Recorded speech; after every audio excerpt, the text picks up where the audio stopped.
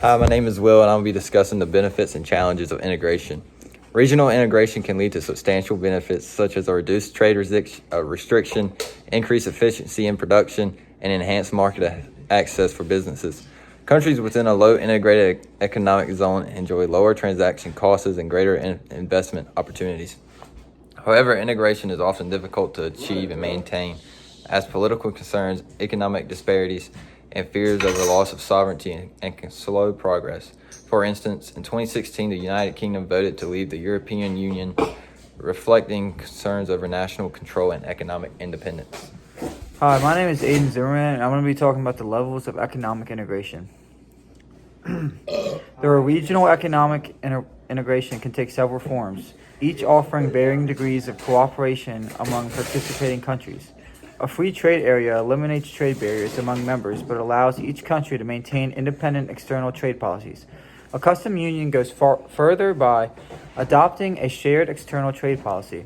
A common market builds on a customs union by allowing free movement of labor and capital among members. An economic union requires deeper coordination, including the adoption of a single currency and harmonized tax policies.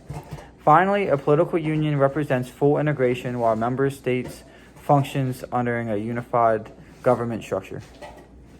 Hi, I'm Jackson. I'm going to talk about the impact on business.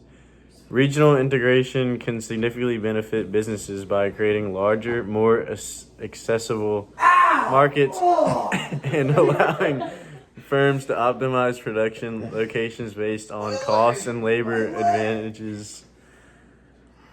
Standardized regulations and reduced trade barriers help firms achieve cost savings by centralizing production and streamlining operations. Additionally, free trade agreements increase competition among firms, driving efficiency and innovation while creating new opportunities for investment and expansion. The common market for eastern and southern parts of Africa, or known as COMASA, is an African trading bloc. It has in total 21 African nations. With there being 54 countries in Africa, COMASA has 38.89% of the African market already established into its network. Trade liberalization works on reducing tariffs and quotas among the state. This is one of their core beliefs and values in COMASA, allowing other countries to be able to want to join into this market and expand globalization even more than it already is in Africa.